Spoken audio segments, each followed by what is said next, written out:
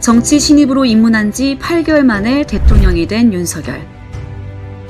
첫 검찰 출신, 첫 서울 출신, 대한민국 헌정사상 국회의원도 거치지 않은 첫 영선의 당선인, 그리고 보수정당 중 호남권 역대 최다 득표를 얻은 후보. 처음이라는 여러 타이틀을 쥐고 시작하는 리틀보이 윤석열. 리틀보이?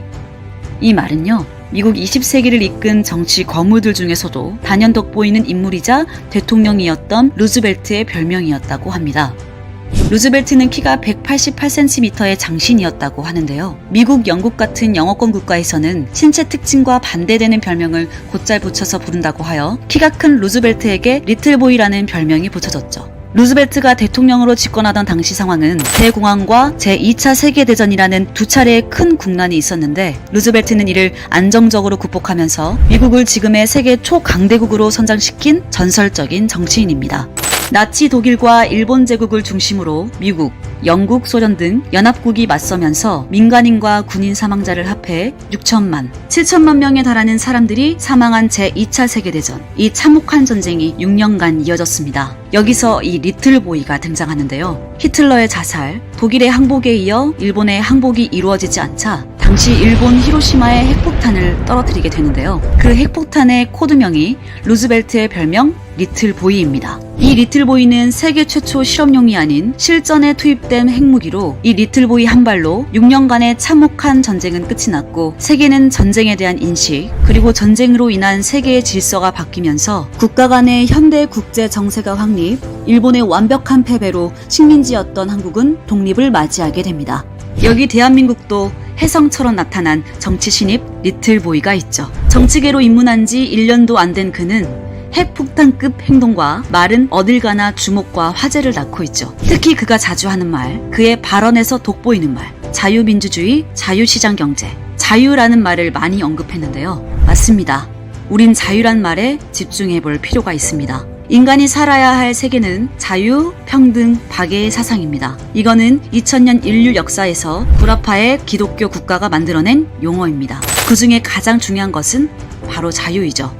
대한민국이 자유민주주의로 살게 된 건 이승만 대통령이 1904년 미국의 선교사의 도움으로 유학을 가 조지 워싱턴, 하버드, 프린스턴 대학에서 학사, 석사, 박사를 공부할 때 대한민국이 앞으로 가야 할 방향을 알려주었습니다. 전 세계에서 가장 잘 사는 나라는 곧 자유, 평등, 박애를 국가적 이념으로 삼는 나라라는 것을 발견할 수 있죠. 그 후 이승만 대통령은 1945년 10월 16일 귀국, 미국에서 잉태한 자유민주주의를 대한민국에 실현하게 되었죠. 이승만 속에 들어간 자유사상은 성경 갈라디아서 5장 1절 자유를 주셨으니 다시는 종의 멍에를 매지 말라 에서 나왔으며, 누가복음 4장 18절 포로된 자에게 자유를 으로부터 나오게 된 것입니다. 이로써 이승만 대통령이 그려준 자유민주주의 국가 이념으로 세계 10위의 나라가 된 대한민국. 그러나 대한민국은 좌파, 수사파라고 하는 반대한민국 사람들의 세상이 되어 자유민주주의를 철저히 무시, 부정하고 있습니다. 윤석열 당선인은 이에 대해 무너진 자유를 다시 회복시키는 것만이 대한민국을 다시 살릴 수 있는 유일한 길이라 생각했을까요?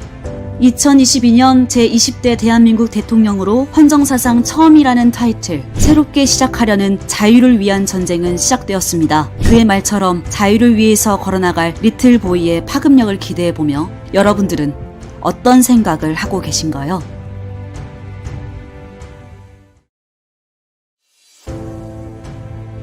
리틀보이의 핵은 한반도에 떨어졌고 자유로부터의 전쟁은 본격적으로 시작되었습니다. 윤석열 당선인이 대선 당시 후보 때 발표한 공약집 첫 머리를 기억하시나요? 바로 극복과 회복, 도약입니다. 당선 후 첫 공식 일정으로 자영업자를 위한 긴급구조 플랜, 모든 피해자를 위한 국가 책임제, 보상과 책임이었습니다.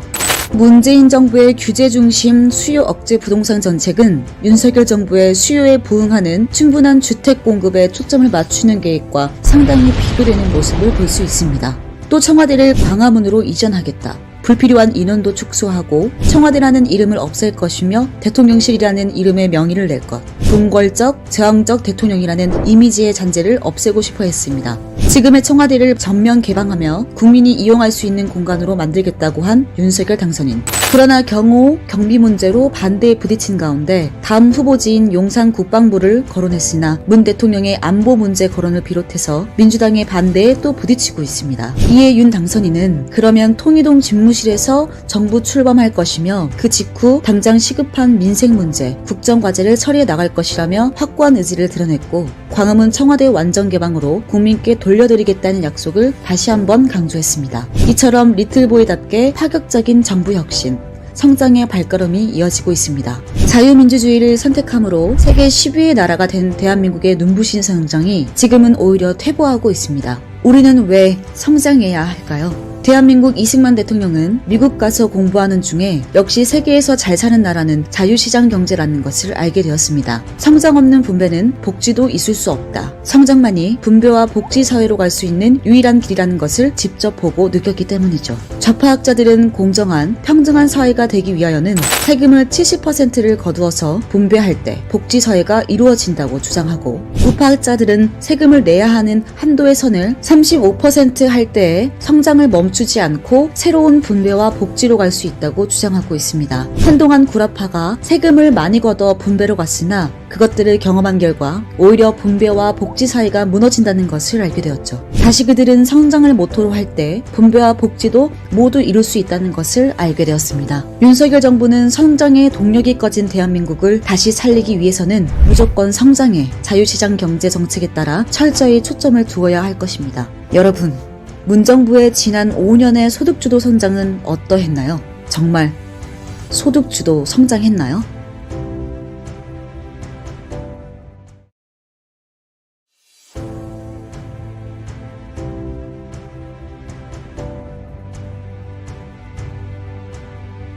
국가란 일정한 영토를 보유하고 국민들로 구성되어 있으며 주권에 의한 하나의 통치 조직을 가지고 있는 사회 집단. 이충근 박사님은 국가는 전쟁을 잘하기 위해 발달된 조직, 물리적 폭력의 정당한 행사를 위임받은 유일한 조직이라 말하고 있습니다. 김학성 교수님의 국민헌법책에 따르면 국가는 국민, 영토, 주권 이 세 가지 요소를 가장 중요한 것으로 삼은 정치적 공동체라 할 수 있는데 이 세 가지의 요소만을 가지고 정치적 공동체라 할 수 없습니다. 구성원들이 하나의 공동체로 남고자 하는 합의가 있을 때 비로소 정치적 공동체가 성립될 수 있습니다. 그 공동체가 유지되기 위해서는 구성원 간의 다양한 이해관계의 대립과 갈등을 처리할 원리, 조직, 절차가 필요, 조직과 절차가 운영될 수 있는 법적 토대, 즉 법질서가 요구되는데 이러한 법질서가 바로 헌법입니다. 헌법은 영어로 작성하다, 기초하다, 만든다는 의미와 헌법은 국가를 만들고 그 기초를 놓는 규범, 헌법은 지배하는 지도적인 법 원리를 내포하며 구성원의 기본적 지위를 정하며 법 질서를 형성, 유지할 국가기관을 정하고 국가기관의 권한과 행사 절차 및 방법을 규율하게 됩니다.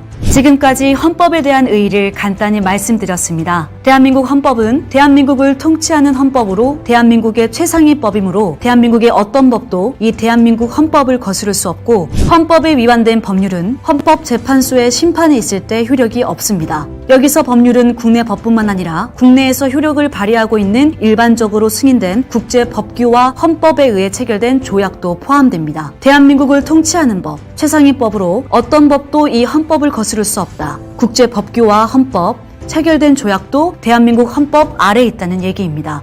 북한 고위급 탈북민 김국선 선생님의 말처럼 오래전 지하조직에서부터 끊임없이 남한을 적화통일하라, 간첩을 생산하고 남한 구석구석으로 내려보낸 결과 청와대, 국정원 안에서도 간첩이 있다라는 말까지 이어져 큰 파문이 있었습니다. 1980년대, 90년대에 배출된 학생운동권 출신 주사파는 지역 사회에 뿌리를 내린 순수한 현장 노동자 출신에서 노조활동을 하다 점점 노동운동의 흐름을 따라가면서 종북주의자, 자신도 모르게 물든 주사파가 되었다는 점입니다. 그 노동운동은 점차 전국 청년, 대학가로 퍼져나가면서 드디어 1980년대 민주화 운동에 불붙었습니다. 당시 민주화란 말은 모든 것이 합법, 진리였습니다. 또한 똑똑한 대학 청년들을 포섭하고 대한민국은 태어나지 말았어야 할 나라라며 종교조와 민노총의 교육을 통해 교사, 학생들은 이미 좌파 이데올로기로 붉게 물들게 했습니다. 자본주의의 문제, 사회주의 경제 이론을 가르치면서 꽤나 세상을 심도 있고 논리적, 합리적으로 세뇌시킨 결과는 대한민국을 부정하는 사람들로 성장하기 충분했고, 무서운 건 그 학생들이 오늘의 정치 지도자, 언론사 기자, 평론가, 판검사, 예술계의 지도자들, 종교 지도자들의 자리에 올라 그 파급력과 영향력으로 마땅히 존경받으며 또 후학을 양성하고 되물림되고 있다는 점입니다. 대한민국이 무너졌습니다. 종북적 사고를 가진 활동가들 때문에 물들어버린 주사파 교육으로 말입니다. 이는 대한민국의 건국정신과 그 헌법 질서가 무너졌기 때문입니다. 먼저 대한민국의 헌법은 이승만 대통령이 1945년 10월 16일 귀국하여 11월 23일 기자회견을 할 때 나는 대한민국의 헌법을 성경으로 만들 것이며 대한민국을 성경 위에 세울 것이라고 기자회견을 했습니다. 자유민주주의, 자유시장경제에 이은 기독교 입국론이 여기서 나오게 된 것이죠. 그 후 유진호 박사를 비롯한 전문가들의 조언을 통하여 독일 헌법을 기본으로 하고 미국 헌법을 참조하여 헌법을 완성하였고, 그 헌법으로 70년을 달려온 결과 대한민국은 세계 10위권이 되었습니다. 이미 각계각층에서 무너진 지 오래된 대한민국. 윤석열 정부는 반드시 대한민국 헌법 질서를 바로 세울 때만이 대한민국을 다시 바로 세울 수 있을 것입니다. 정치가들이 주장하는 북한의 헌법과 대한민국 헌법을 절충하여 자유를 뺀다든지 시장경제를 조정한다면 즉시 대한민국은 해체될 것입니다. 윤석열 당선인이 검찰총장 때의 신년사를 기억하고 있습니다. 헌법 정신을 가슴에 새기고 국민의 말씀을 경청하며 국민의 사정을 살피고 국민의 생각에 공감하는, 국민과 함께하는 자세로 일하자고 다짐했다는 당시의 그 말들. 정치, 경제 분야를 비롯하여 사회 곳곳에 숨어있는 불공정에 단호히 대응하는 것은 우리 헌법의 핵심 가치를 지켜내는 일이라고 했던 그 말. 대한민국의 질서를 바로 세워주실 것을 고대합니다.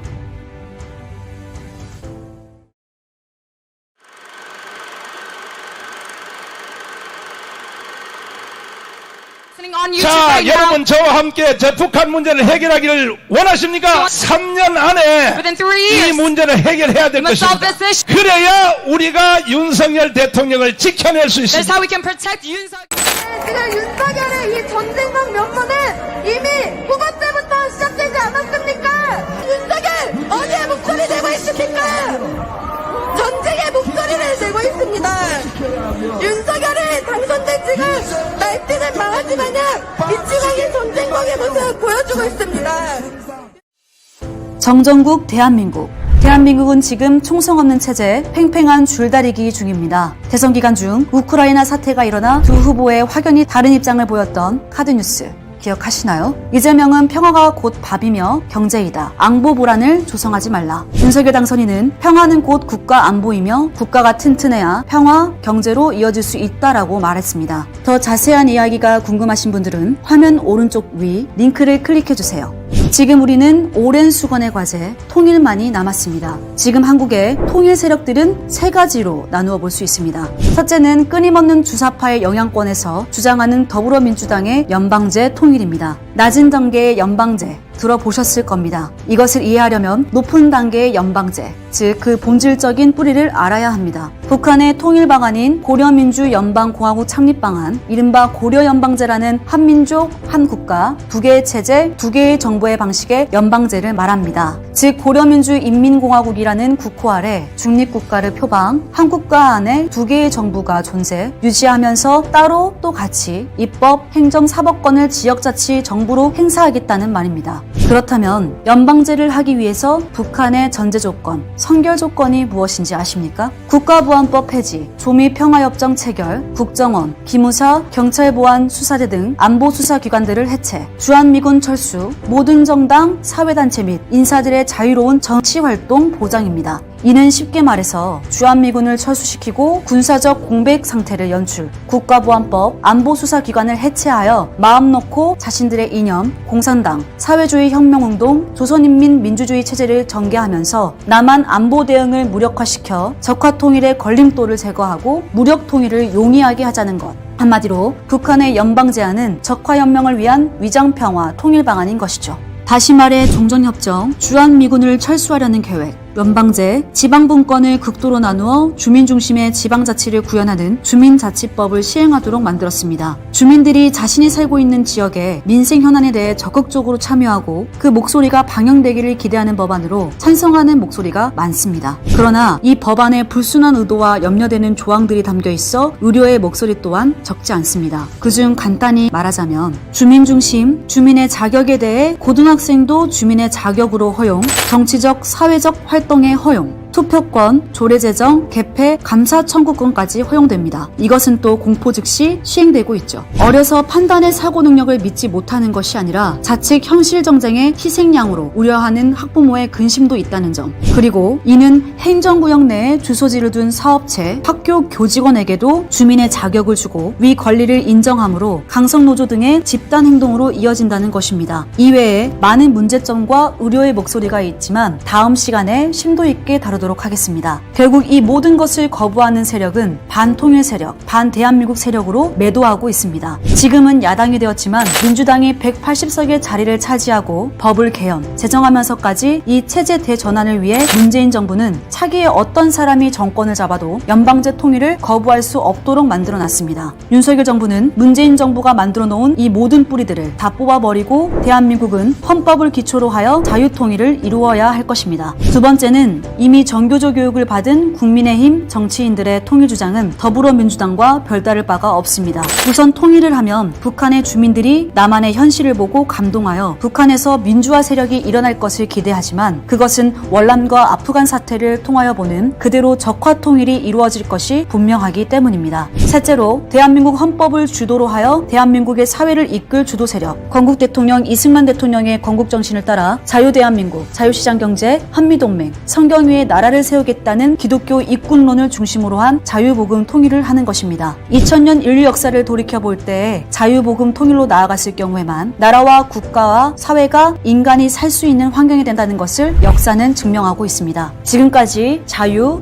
성장, 헌법, 자유통일까지 윤석열 당선인이 해야 할 일들을 말씀드렸습니다. 제2차 세계대전을 끝냈던 핵의 이름 리틀보이처럼 자유의 핵으로 윤석열 정부는 자유통일을 가기 위한 그 길을 반드시 완성해야 할 것입니다.